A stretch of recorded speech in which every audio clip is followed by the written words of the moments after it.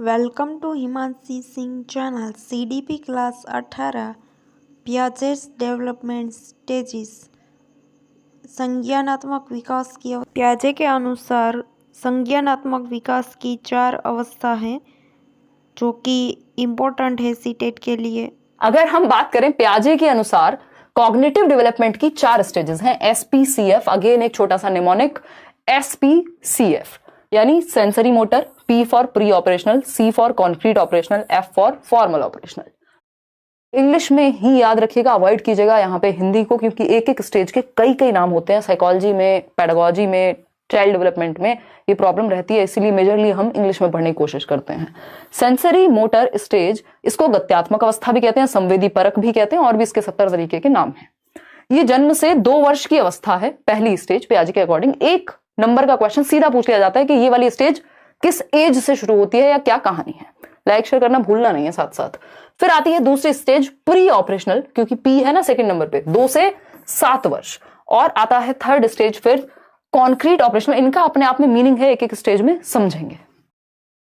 7 से 11 वर्ष, ठीक। औपचारिक सक्रिय अवस्था फॉर्मल ऑपरेशनल 11 से 15 वर्ष। इनकी एजेस भी दिमाग में होनी चाहिए। और आप देखते हैं 14-15 वर्ष तक बच्चा अपना 8th से निकल जाता है और लगभग सारी क्षमताएं डेवलप हो जाती हैं, ठीक। समझते हैं SPCF की कहानी क्या है। सेंसरी मोटर स्टेज जन्म से 2 वर्ष, ठीक। 0 to 2 years सेंसरी मोटर, जिसका एक नाम है गत्यात्मक अवस्था। सेंसरी प्लस मोटर, ये सारी स्टेजेस 2 वर्ड से मिलकर के बनी है। सेंसरी प्लस मोटर, सेंसरी मतलब आपके 5 सेंसेस, आपका टच, फील, सीइंग, ये जो भी हमारी आंखें हैं, जीभ है, हैंड्स हैं, टच है, तो ये सब हमारे 5 सेंसेस हैं, बचपन से हम पढ़ते आ रहे हैं। तो ये क्या है, सेंसेस प्लस मोटर एक्टिविटीज, यानी हमारे 5 सेंसेस जो हमारे ब्रेन तक इंफॉर्मेशन पहुंचा रहे हैं, एक परसेप्शन क्रिएट कर रहे हैं, और मोटर एक्टिविटीज यानी फिजिकल एक्टिविटी, चलना फिरना, दौड़ना, भागना, ये सब। इसलिए सेंसरी प्लस मोटर एक्टिविटी हो गया। इंद्रिय गामक भी इसको हम कह रहे हैं, गत्यात्मक भी कह रहे हैं, संवेदी पेशीय भी कह रहे हैं, क्योंकि हमारी जो संवेदना है या जो भी हमारे सेंसेस हैं वो हमें बता रहे हैं क्या कहानी है। जन्म से 2 वर्ष, जिसको इन्फेंसी भी कई लोग कह देते हैं, ठीक है। ये बहुत बड़ा इसका एक क्वेश्चन आता है। वस्तु स्थायित्व की हर एक स्टेज की अपनी कुछ विशेषताएं हैं, ठीक है। वस्तु स्थायित्व का एक गुण है ऑब्जेक्ट परमानेंस, जो किस स्टेज में आ जाता है, सेंसरी मोटर में ही। लैक किस स्टेज में करेगा, वो भी सेंसरी मोटर है। यानी वस्तु स्थायित्व की कमी किस स्टेज में है, ऑब्जेक्ट परमानेंस में। अचीव कहां हो जाता है, सेंसरी मोटर में ही। कमी कहां है, सेंसरी मोटर में ही। तो शुरुआत में जैसे 8 से 11 महीने के पहले पहले तो ऑब्जेक्ट परमानेंस नहीं आई होती। ऑब्जेक्ट परमानेंस क्या है पहले तो ये समझते हैं। वस्तु का स्थायी होना दिमाग में, यानी उसकी मेमोरी उतनी डेवलप नहीं हो पाई कि दिमाग में वस्तु को स्थापित कर सके या स्थायी कर सके। जैसे ये पेन है या कोई खिलौना है जिससे बच्चा खेल रहा हो, उसको आप कहीं छिपा दीजिए बेडशीट के नीचे, वो कई बार भूल जाता है क्योंकि उसके सामने नहीं है चीजें। लेकिन जैसे जैसे वो बड़ा होगा, 8 महीने के बाद जाते जाते जाते जाते, और ये चीज प्री ऑपरेशनल तक भी चलती है, ऐसा नहीं खत्म हो जाती है। बट जो गुण है ये अपने आप में सेंसरी मोटर का है। तो out of sight out of mind, इसका मतलब क्या हुआ, यानी नजर किस से दूर, मतलब दिमाग से भी दूर। बच्चा अगर किसी खिलौने से खेल रहा था, आप ले गए, 2 मिनट के लिए ही मुश्किल से रोएगा, नहीं तो भूल जाएगा। लेकिन जब ऑब्जेक्ट परमानेंस की एबिलिटी आ जाएगी, जब ऑब्जेक्ट परमानेंट हो जाएगा, तो ये out of sight out of mind work नहीं करता, क्योंकि अब माइंड में है, चाहे आंखों के सामने है या नहीं है, ठीक। तो आप क्या कर रहे हैं, अगर किसी चीज को छिपा भी देंगे, मान लीजिए 2 साल का बच्चा है, अब छिपा दीजिए आप, वो ढूंढ लाएगा या रोएगा उस चीज के लिए। इसका मतलब ऑब्जेक्ट परमानेंट ब्रेन में हो चुका है। आप ये नहीं कर सकते कि उसकी आंखों के सामने से ले जाएं तो वो भूल जाए, ठीक। बचपन में हो जाता है ऐसा, कोई खिलौना से खेले वो और वो हट जाए आप। और इसी वजह से एक बहुत ही कॉमन एग्जांपल है, आप याद कीजिए कि बच्चों के सामने ता वाला यूज किया जाता है ना। माताएं या जो भी आसपास के लोग होते हैं, जब बच्चा छोटा होता है, मान लो 6 महीने का है, 8 महीने का है, तो क्या करते हैं, हाथ पे ऐसे हाथ लगाया और हटाएंगे, ता बोलेंगे, और बच्चा खुश हो जाएगा। उसको लगेगा मम्मी अभी गायब हो गई थी और अब हाथ हटा दिए तो आ गई हैं। मतलब जो चीज उसके एग्जैक्ट सामने नहीं है उसको वो ज्यादा याद नहीं रख पाता, लेकिन ऑब्जेक्ट परमानेंस आने से, अचीव होने से वो याद रख पाता है। तो ये ऑब्जेक्ट परमानेंस की जो कहानी है वो सेंसरी मोटर स्टेज की कहानी है, यानी जन्म से 2 वर्ष की कहानी है। इसमें एक और बात पूछी जाती है कि वो कौन सी स्टेज है जिस अवस्था में बच्चा अपनी आंखों से, अपने हाथों से, अपने कानों से सोचता है। मतलब अपने हैंड्स से, अपनी आईज से, और फिजिकल एक्टिविटी करके सोचना, मतलब अपने सेंसेस से सोचना। तो उसकी जो थिंकिंग है, thinks with eyes, hands and ears, sensory motor. क्योंकि वो senses are teachers for him और हर, यानी ये मेरी खुद की लाइन है कि बच्चे के लिए जो उसकी इंद्रियां हैं, जो 5 सेंसेस हैं, वही उसके लिए टीचर्स का काम करेंगे, वही उसके लिए उसकी दुनिया की समझ बनाते हैं, है ना। उसकी दुनिया की जो समझ है बच्चे की, जन्म से 2 वर्ष में वो उसके सेंसेस बना रहे हैं। कुछ तोड़ेगा फोड़ेगा, कहीं टच हुआ, कहीं गर्म है कोई चीज तो हाथ हटा लेगा, तो अपनी समझ अपने 5 सेंसेस के थ्रू डेवलप करता है। तो यही वो अवस्था है जहां बच्चा अपनी आंखों से, अपने हाथों से, अपने कानों से सोचता है। एक और चीज है जो इस स्टेज में आ जाती है, वो है गोल डायरेक्टेड बिहेवियर। इस पे भी चर्चा करेंगे, पेपर में इस बार पूछा और इसको थोड़ा सा ट्वीक कर दिया, ठीक है। तो अगर हम देखें लक्ष्य निर्देशित व्यवहार, वो भी इसी अवस्था में आ जाता है, जन्म से 2 वर्ष में सेंसरी मोटर में। लक्ष्य निर्देशित व्यवहार क्या है? ये बॉटल है, सामने टेबल पे रखी हुई है और बच्चों को लग रहा है कि वो यहां बच्चा है, मान लीजिए क्रॉल करके भी चला जाएगा, उसको एक उद्देश्य मान करके बॉटल को, कि उसके लिए सामने कोई चीज रखी हुई है जो बड़ी ही चमक रही है मान लीजिए, या उसको दिख रहा है कि उसको वो गोल बना सकता है, उस तक पहुंच सकता है, तो वो धीरे धीरे चल के, घिसट घिसट के चल के, क्रॉल करके भी उस तक पहुंच जाएगा, उसको गोल बना लेगा। तो गोल डायरेक्टेड बिहेवियर की जो शुरुआत है वो यही हो जाती है।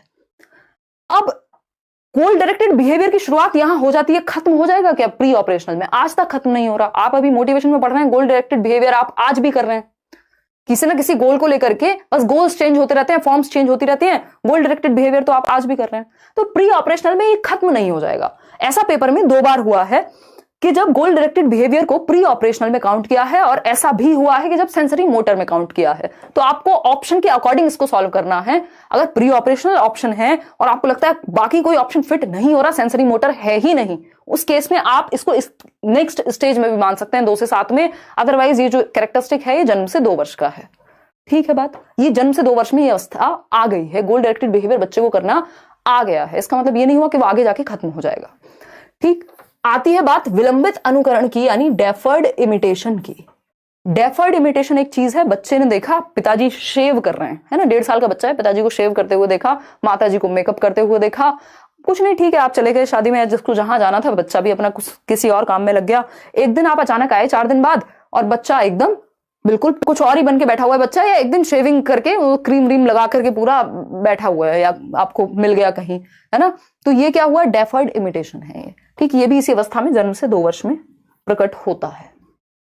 आगे बढ़ेंगे। प्री ऑपरेशनल स्टेज आपकी 2 से 7 वर्ष की अवस्था है। प्री ऑपरेशनल यानी पूर्व संक्रियात्मक, प्री प्लस ऑपरेशनल। ऑपरेशनल का मतलब यहां लॉजिक से है ना। ऑपरेशन का मतलब यहां एक्टिविटी करने से नहीं है, दौड़ भाग करने से नहीं है, लॉजिक से है, तर्क से पहले की अवस्था प्री ऑपरेशनल, पूर्व संक्रियात्मक। संक्रिया का मतलब क्या हुआ? यहां तर्क से हुआ कि अभी तर्क से पहले की स्टेज है, अभी तर्क आया नहीं है, अभी आएगा, यानी 2 से 7 वर्ष तर्क से पहले की अवस्था। ऑपरेशन मतलब लॉजिक से पहले की स्टेज, अभी लॉजिक नहीं आया, ठीक। 2 से 7 वर्ष है इसकी एज। पूर्व संक्रियात्मक हिंदी में कह रहे हैं लैक्स लॉजिक, यानी तर्क शक्ति में कमी, लॉजिक में कमी।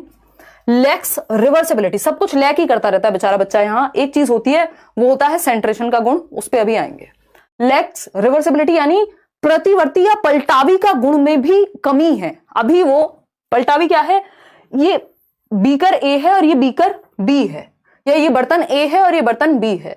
अब वो ए से बी में अगर सेम अमाउंट ऑफ वाटर है, मान लीजिए 200 ml है, तो इस 200 ml को अगर मैं इसमें डाल दूं और इसको इसमें डालूं, बराबर नहीं मान पाएगा वो। ये लैक ऑफ डिसेंट्रेशन की वजह से भी होता है। ये आपके रिवर्सिबिलिटी उसको समझ नहीं आती कि फॉर्म चेंज होने पे कैसे काम चलेगा। जैसे बर्फ पानी बन सकती है और पानी बर्फ बन सकता है, यानी आइस जो है आपकी, उसको आप लिक्विड फॉर्म में ला सकते हैं, पानी बना सकते हैं, और पानी से बर्फ बना सकते हैं। दोनों ऑपोजिट हो सकते हैं। जैसे रोटी जब आप बनाते हैं तो आप छोटी सी वो पहले तैयार करेंगे, फिर उसको बड़ी रोटी बना सकते हैं और फिर से उसको छोटा फॉर्म में ला सकते हैं। ये बच्चे को पल्ले नहीं बढ़ता इस एज में, ठीक। तो वो क्या है, रिवर्स नहीं कर पाता अपने एक्शंस को। जैसे उसको किसी जगह जाने का रास्ता याद रहेगा, आने के रास्ते में कंफ्यूज हो जाएगा। आपके साथ बचपन में कभी ना कभी ऐसा हुआ होगा, यदि आपको अपनी बचपन की मेमोरीज हैं तो। भटकी नहीं थी कभी गांव शहर में? भटकी थी ना। तो जाने का रास्ता तो याद रहता है, मुझे भी याद है। और एक कहानी मैंने सुनाई थी बहुत पहले, कई साल पहले। तो जाने का रास्ता आपको याद रहता है, कहीं गांव में मेला लगा हुआ है, कहीं और शहर में कहीं कुछ और लगा हुआ है, और थोड़ी दूर आपको माँ बाप ने भेज दिया और आपको पता है, हाँ कॉन्फिडेंस में आप कह रहे पहुंच जाएंगे। पहुंच तो गए, आने के लिए लोग चाहिए थे, फिर आपको यह नंबर याद करवाया गया था, रटवाया गया था, घर वालों को फोन करवा देना किसी से, नहीं तो उठ के चले जाना, कोई ले जाएगा किडनैप करके। मजाक कर रही हूँ। तो ये क्या हुआ, उसको रिवर्सिबिलिटी की प्रॉब्लम है, वो पलटावी यानी अपने जो एक्शंस हैं उनको पलट करके देखने में उसको दिक्कत होती है। ये पियाजे के एक्सपेरिमेंट्स में से भी एक एक्सपेरिमेंट है, ये ट्यूब वाला भी, और कि उसको मान लीजिए स्कूल जाने का रास्ता तो पता है बट वापस कैसे आना है उसमें वो थोड़ा सा कंफ्यूज हो जाता है। ठीक है बात, क्लियर है बात। चलिए एक और चीज है इस स्टेज में, वो है एनिमिज्म, यानी निर्जीव को सजीव समझता है। यानी इस बॉटल, ये बॉटल अगर उसके पैर पे गिर जाए तो उसको लगेगा बॉटल ने मुझे चोट लगाई है, तो बॉटल के 2 थप्पड़ अगर लगा दे मम्मी तो दिल को तसल्ली आ जाएगी कि हाँ इसको भी चोट हुई लगी होगी, इसको भी दर्द हुआ होगा। जबकि बॉटल क्या है, निर्जीव है ना, इसमें अपनी कोई जान नहीं है, अपनी कोई कुछ फीलिंग्स नहीं है कि इसको कुछ हर्ट नहीं हो रहा, बच्चे को हुआ है हर्ट। तो इस पे एक क्वेश्चन आता है कि अगर आप देखेंगे कि सूरज क्या है, गुस्सा है इसलिए ज्यादा गर्मी है आज, ये क्या हुआ, ये हो गया एनिमिज्म, कि बच्चों को लग रहा है कि आज तो, और ऐसा कहा भी जाता है ना बचपन में, भाई सूर्यदेव नाराज है आज, बहुत गुस्सा कर रहे हैं इसलिए बारिश हो रही है, क्योंकि मूड है आज बारिश करने का। तो ये क्या हुआ, ये एनिमिज्म है। निर्जीव को सजीव समझना, लिविंग थिंग्स को या नॉन लिविंग थिंग्स को भी लिविंग थिंग्स की तरह देखना। बच्चे बचपन में गिर जाते हैं मिट्टी वगैरह में खेलते हुए, आजकल तो मौका कम ही मिलता है मिट्टी में खेलने का, तो मम्मियां या जो भी आसपास के बड़े लोग होते हैं वो कहते हैं अरे कोई बात नहीं चींटी मर गई, तो उस दिन में खुश है, हाँ चींटी मर गई होंगी, ठीक है ना। तो उसको लग रहा है मिट्टी को भी चोट लगेगी, उसको 2 थप्पड़ लग जाए या कुछ हो जाए, टेबल से चोट लग गई तो उसको माँ बाप 2 थप्पड़ लगा देते हैं या डांट देते हैं, अरे मेरे बच्चे को मारेगी। तो इसमें क्या हुआ, उसको तसल्ली मिल गई, उसको लग रहा है टेबल को भी हाँ चोट लग रही है। तो ये एनिमिज्म है, निर्जीववाद कहते हैं, सजीववाद कहते हैं इसको, कि निर्जीव चीज भी सजीव लगती है उसे। ईगो सेंट्रिज्म, ईगो नहीं है ये ईगो है, ठीक है।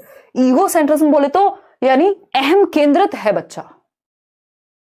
अहम केंद्रित मतलब सेल्फ सेंटर्ड है, उसे लगता है इस अवस्था में कि जैसा वो सोचता है वैसा ही पूरी दुनिया सोचती है। अगर उसे डोरेमोन पसंद है तो उसके पिताजी, उसके दादाजी, उसकी दादी, उसके भाई बहन, उसके चाचा, मम्मी, मामा, फूफा, प्राइम मिनिस्टर जी, सबको वही पसंद होगा।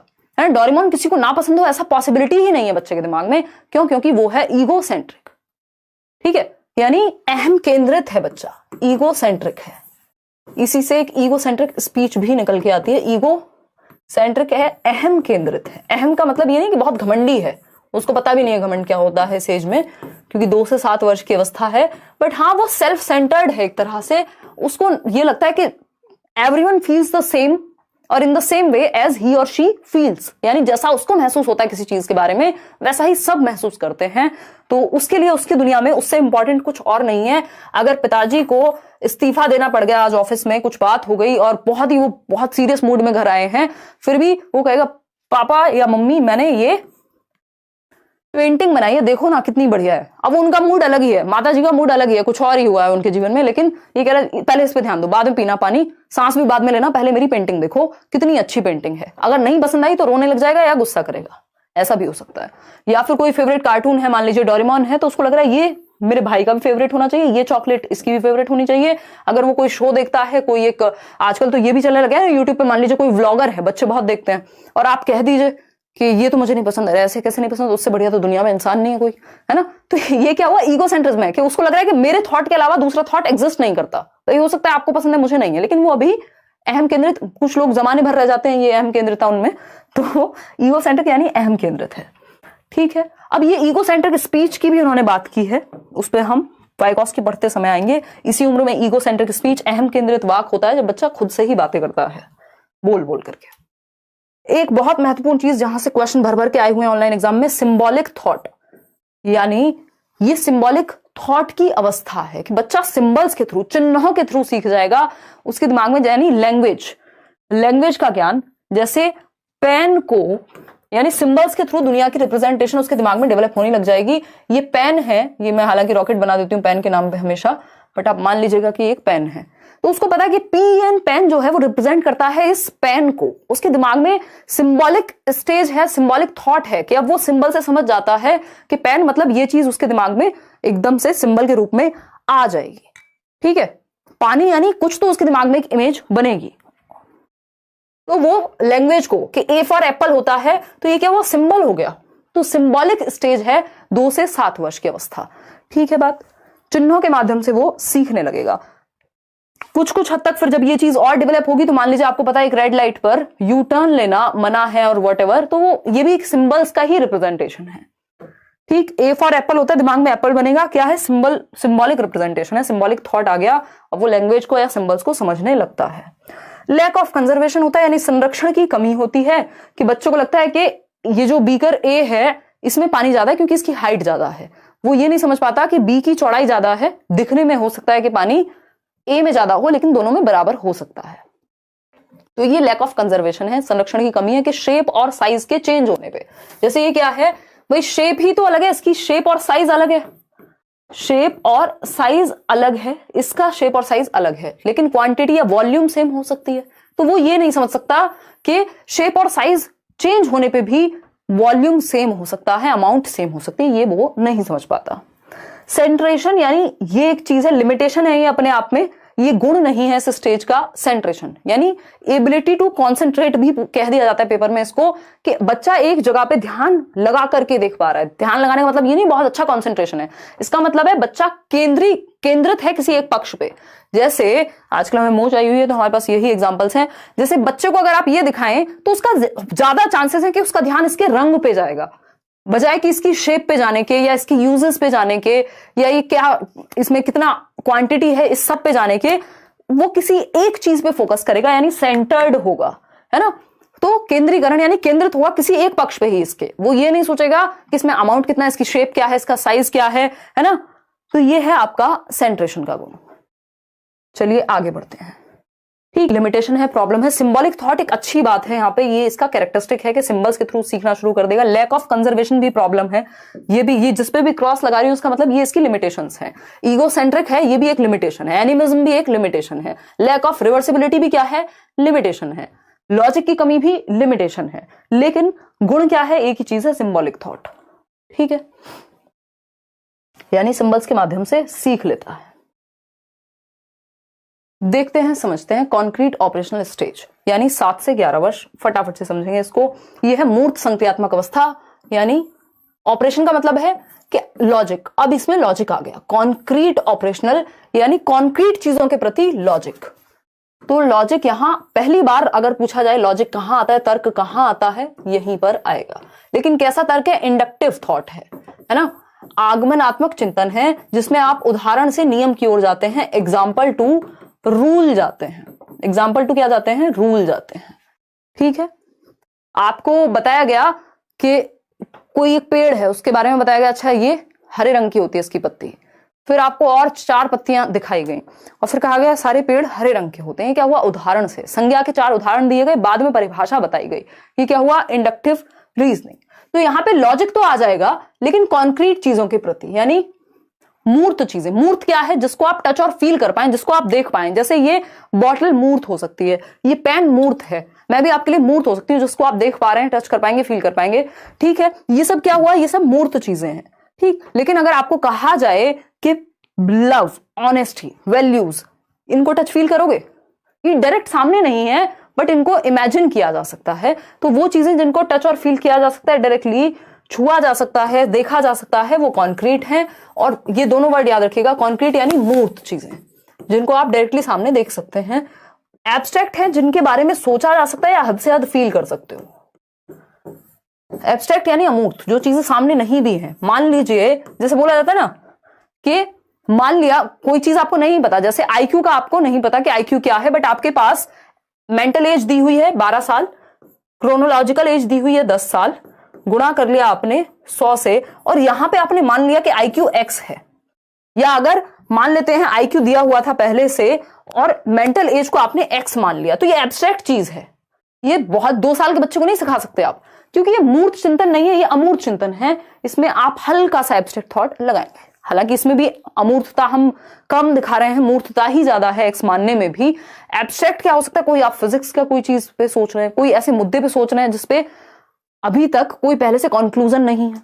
तो अमूर्त जो कल्पना में है या जिनको आप डायरेक्टली सामने नहीं देखते, जिनके लिए हाइपोथेसिस यानी परिकल्पना करनी पड़ेगी। परिकल्पना, इमेजिनेशन और हाइपोथेसिस में अंतर है। इमेजिनेशन क्या होती है, सिंपली आप कुछ भी ख्वाब पका लीजिए अपने, और हाइपोथेसिस क्या है, परिकल्पना, जिसका कुछ लॉजिक होगा, कुछ आधार होगा जिसका। तो कॉन्क्रीट ऑपरेशनल यानी मूर्त चीजों के प्रति लॉजिक सबसे पहले आएगा, इंडक्टिव रीजनिंग आएगी सबसे पहले, आगमनात्मक तर्क, कॉन्क्रीट यानी मूर्त चीजों के प्रति लॉजिक, वस्तुओं का वर्गीकरण यानी क्लासिफिकेशन, 3 चीजें आ जाती हैं। इसकी एक ट्रिक भी है, सीसीएस से याद रखना है, सीसीएस चौधरी चरण सिंह यूनिवर्सिटी नहीं, सी फॉर कंजर्वेशन यानी संरक्षण की क्षमता आ जाती है बच्चे में, यानी अब आप उसको छोटे बर्तन में पानी दे दो, बड़े में दे दो, उसको पता है कि यार कोई दिक्कत नहीं। अभी एक क्वेश्चन आया था कि एक बच्ची है, एक बड़ी सी चॉकलेट है, उसमें से उसकी बहन को कुछ पीसेस दिए गए हैं और कुछ उसको, दोनों बराबर हैं, लेकिन ऐसा होता है ना कई बार कि जब आप छोटे होते हैं तो आपको चिल्लर से बहुत प्यार होता है। आप अक्षरधाम जाते थे पहले, अभी भी पता नहीं वहां पे मशीन है कि नहीं, 10 रुपए का नोट डाल करके एक एक के सिक्के आ जाएंगे। अब वो 10 सिक्के ज्यादा अच्छे लगते हैं एक नोट से। आज अभी कोशिश तो ये रहती है मेरे पास भी, जैसे चिल्लर इकट्ठे हो जाए तो मैं कोशिश करती हूँ उससे नोट मिल जाए, कौन वजन लेके घूमेगा, फर्क तो पड़ नहीं रहा कुछ। तो ये क्या हुआ, संरक्षण की जब तक कमी होगी तो हमें लगता है शेप और साइज के बदलाव से कुछ फर्क पड़ रहा है, जबकि ऐसा नहीं होता। वॉल्यूम पे कोई फर्क नहीं पड़ता, क्वांटिटी पे कोई फर्क नहीं पड़ता, चाहे बर्तन में पानी ऐसा साइज हो चाहे ऐसा साइज हो, अमाउंट सेम रहती है। यदि पानी 200 ml है तो वो 200 ml रहेगा, यानी शेप और साइज के चेंज होने से क्वांटिटी चेंज नहीं होती। यही समझ या वॉल्यूम चेंज नहीं होता, यही समझ कंजर्वेशन है, संरक्षण है, कि बच्चों को अब समझ आ गया है कि वॉल्यूम सेम रहेगी, शेप और साइज बेशक आप चेंज कर लो। ठीक, वस्तुओं का संरक्षण यानी अचीव्स कंजर्वेशन, या फिर हम कह सकते हैं कलेक्शन ऑफ थिंग्स, चीजें इकट्ठा भी करता है इसी स्टेज में। रिवर्सिबिलिटी की अगर हम बात कर रहे हैं, यानी अब उसको पता है कि बर्फ को पानी बनाया जा सकता है, पानी को बर्फ बनाया जा सकता है, कोई बड़ी प्रॉब्लम नहीं है। अब वो पलटावी का गुण उसके अंदर आ गया है। चीजों को असेंडिंग डिसेंडिंग ऑर्डर में लगाना, यानी बढ़ते और घटते क्रम में लगाना। कई बच्चे प्री ऑपरेशनल स्टेज में भी ऐसा कर पाते हैं कि असेंडिंग डिसेंडिंग में लगा पाते हैं। इस बात पर पियाजे का क्रिटिसिज्म भी है, इस बार भी पेपर में पूछा हुआ है कि उन्होंने प्री ऑपरेशनल स्टेज के बच्चों की जो क्षमताएं हैं उनको कम आंका है ना। जबकि ऐसा बहुत बार होता है कि यदि एक डिपेंड करेगा ना किस सोशियो कल्चरल एनवायरमेंट से बच्चा आ रहा है। अगर कोई बच्चा जिसके घर में दुकान है तो उसके लिए तो गणित बहुत इजी है, उसको पता है कि वो फटाफट से हिसाब लगा जाएगा। ये घटते बढ़ते क्रम को समझना उसके लिए बहुत बड़ी बात नहीं है। मतलब एक्सपीरियंसेस भी तो मैटर करेंगे कि वो किस सोशियो कल्चरल कॉन्टेक्स्ट में रह रहा है, जबकि इस चीज को पियाजे ने लगभग इग्नोर किया है। यस, क्लासिफिकेशन यानी चीजों को उनकी शेप या उनके कैरेक्टरिस्टिक्स, उनकी विशेषताओं के आधार पर लगाना। जैसे ट्राइंगल है तो एक साथ रखेंगे, अगर स्क्वायर शेप है तो एक साथ रखेंगे, एक साथ कैटेगराइज करेंगे, क्लासिफाई करेंगे। सर्कल है तो एक साथ रखे जाएंगे, यानी कैटेगरीज में विभाजित कर पाना, वर्गीकरण कर पाना चीजों की, उनका कलर, शेप, साइज, यानी उनकी विशेषताओं के आधार पे। कि भाई मान लीजिए आपको पता है कि ये 2 पेन एक जैसे दिखते हैं तो इनको एक साथ रखेंगे, 2 सेम कलर के पेन को, इनको एक साथ वर्गीकृत कर दिया। तो ये क्या है, क्लासिफिकेशन आ गया बच्चे को कि जो भी सिमिलैरिटीज हैं, अंतर है, उनके आधार पे वो क्लासिफाई कर पाए। ठीक है, यानी आपका वर्गीकरण। बट आगे पीएचडी करने का मन कर गया तो फिर मास्टर जरूरी है। देखिए, वर्गीकरण, ठीक, सीरिएशन यानी क्रम में लगाना, बढ़ते क्रम में या घटते क्रम में, असेंडिंग डिसेंडिंग, आरोही अवरोही क्रम में। ठीक, तो ये तीनों गुण इसी स्टेज में आ जाएंगे, याद रखेंगे। सीसीएस से डिसेंट्रेशन भी आ जाता है, कंजर्वेशन आ ही जाता है। ये 3 चीजें इंपॉर्टेंट हैं। संरक्षण, आपका ये संगठीकरण, या आप जो भी कहना चाहें इसको, क्लासिफिकेशन को वर्गीकरण, सीरिएशन को क्रम में लगाना हम कह सकते हैं। फॉर्मल ऑपरेशनल 11 से 15 वर्ष हाईएस्ट स्टेज है। एब्स्ट्रैक्ट थिंकिंग, अमूर्त चिंतन। जब भी कॉन्क्रीट से ऊपर की बात आए तो जहां पे भी एब्स्ट्रैक्ट वर्ड लिखा है समझ जाइएगा 11 साल से पहले कोई एब्स्ट्रैक्ट थिंकिंग नहीं आती। अमूर्त चिंतन, जो चीजें हैं भी नहीं सामने उन पे सोचना, है ना। पापा क्यों परेशान है वो आप मूड से समझ पा रहे हैं, आप चीजें आसपास चल क्या रहा है आप सोच पा रहे हैं, जो चीजें सामने नहीं भी हैं, कोई नहीं भी कह रहा तब भी कुछ चीजें समझ में आ रही हैं। लॉजिक किसके बारे में, अमूर्त चीजों के बारे में। तभी आप मैथ्स पढ़ते हैं, केमिस्ट्री पढ़ते हैं, अलग अलग सब्जेक्ट, साइकोलॉजी, सब में थोड़ी बहुत अमूर्तता की जरूरत होती है, फिलॉसफी। ठीक, तो कॉन्सेप्ट्स को समझना जो अमूर्त हैं, जो सामने नहीं भी हैं। दूसरी एक चीज है हाइपोथेटिको डिडक्टिव रीजनिंग, ये इंपॉर्टेंट है। देखो, डिडक्टिव रीजनिंग यानी निगमनात्मक तर्क के रूल से, मान लीजिए आपको कोई रूल दे दिया, उसके हिसाब से, उस फॉर्मूला के बेसिस पे आपको क्वेश्चन सॉल्व करने हैं। तो रूल टू एग्जाम्पल जाना निगमनात्मक तर्क है। रूल टू एग्जाम्पल जाना क्या है, निगमनात्मक तर्क है। ठीक है, डिडक्टिव रीजनिंग यानी इसी स्टेज में आ जाती है। हाइपोथेटिको का मतलब सिंपल है, ये बहुत कम लोगों में डेवलप हो पाती है। हाइपोथेटिको यानी परिकल्पनात्मक, यानी कुछ डेटा आपके पास है, उसके आधार पे परिकल्पना करके आप सोच रहे हैं। ऐसा नहीं है आंख बंद करके कुछ भी कल्पना कर ले रहे हैं, मैं हवाओं में उड़ रही हूं, है ना, ऐसा नहीं है। कुछ तो डेटा होगा, हवाओं में उड़ रहे हो तो भाई एक स्पेस एक्स बनाना है, कुछ करना है, तो उसके आधार पे कुछ तो डेटा, कुछ तो लॉजिक कहीं तो होगा। तो परिकल्पना जो किसी चीज के आधार पे हो, जैसे मान लीजिए कोई इकोनॉमिस्ट है तो मंदी आने वाली है, ये वो हाइपोथेसिस करके डिडक्टिव लॉजिक लगा करके बता पाएंगे। ऐसा नहीं है सपने में बता देंगे। अगर कोई मार्स पे हम मिशन भेज रहे हैं तो उसमें hypothetical, deductive reasoning, abstract thinking भरपूर लगी होगी। तो ये हाईएस्ट लेवल एक तरह से तर्क का अगर हम देखें कि एब्स्ट्रैक्ट थिंकिंग कर पाएगा बच्चा लास्ट स्टेज में, फॉर्मल ऑपरेशनल में। अगर सिर्फ पूछा हो लॉजिक कब आता है, आप कहेंगे कॉन्क्रीट ऑपरेशनल। कॉन्क्रीट चीजों के बारे में लॉजिक कब आता है, आप कहेंगे 7 से 11 कॉन्क्रीट ऑपरेशनल। जैसे ही एब्स्ट्रैक्ट चीजों के बारे में लॉजिक पूछा हो, आप समझ जाएंगे बात फॉर्मल ऑपरेशनल की हो रही है। वर्ड एब्स्ट्रैक्ट यूज ही इसी स्टेज के लिए होता है। सी यू फॉर नेक्स्ट वीडियो। तब तक के लिए यह वीडियो को लाइक शेयर एंड चैनल को सब्सक्राइब जरूर कीजिएगा।